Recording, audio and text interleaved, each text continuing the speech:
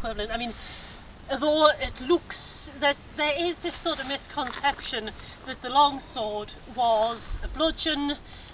It's a sort of blunt force trauma weapon. It's you're just going to sort of go hacking and slashing and whacking people, and really that's a complete bollocks. It's a precision weapon. I can send that wherever I want to. I mean, again, you notice I'm using this one-handed, although it's designed to be used two-handed. I can fight single-handed with it. The balance on this and the weight is quite close to originals. Every part of this is a weapon. Right tap, can I read it? I will follow. Yeah, I'm not gonna hurt you just yet. That's what they all say. So I mean, I haven't got just again when you deal with swords, you've got either the cut, and the cuts with this one are going to be hip to shoulder, shoulder to hip, hip to shoulder, and so if you're thinking in a sort of X across here, we're going to go diagonal. The other one that I like that's an absolute beauty is what we politely call the helicopter of death. I'm going to get out of the way because I don't want to actually decapitate him. So if you notice, all I've got here, my hands are crossed.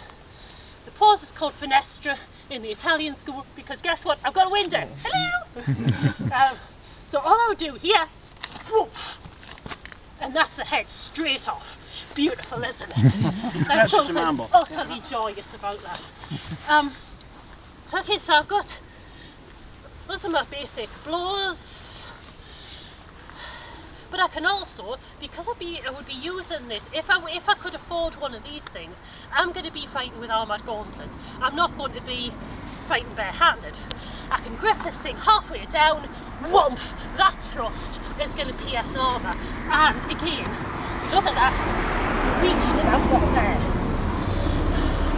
If I miss with that thrust, whoomph, if he happens to step out of the way, all I need to do then is this beautiful little German move called the Mordschlager, the murder blow. Poof! Typical German trick. Everything is, every part of this is a weapon. That pommel isn't just decoration. Let's say I miss with the Mordschlager, sorry, whoomph. And that's a man on his back. You've got a bloke in a can, boom, straight through, coup de grace. Now, if he's in full armour, I'm not necessarily going to be aiming for the body. Sorry, I'm knackered now, and I'm also where it's starting to rain.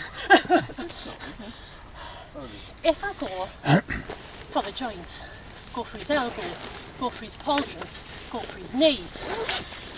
You ever had the unpleasant experience of some dickhead backing into your passenger side car door and you can't open it?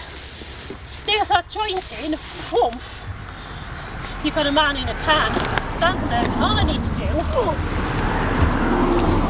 that's to get to him.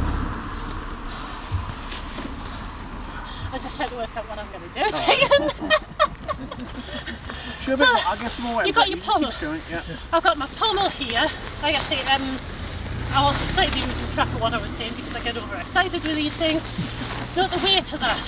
That's a counterweight to the weight of the blade. The balance is the end of the castle. And it's a beautifully balanced weapon. As you know, the dance with it on my head. There are forges somewhere. That's your counterbalance. I'm going to hold that like golf club for those of you who do these things. I do not. In my dominant hand, I'm going to take my non-dominant hand, grip the pommel. That is the pivot.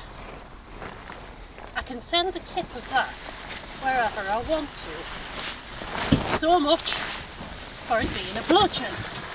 The other beautiful thing, I can also use that to voice off.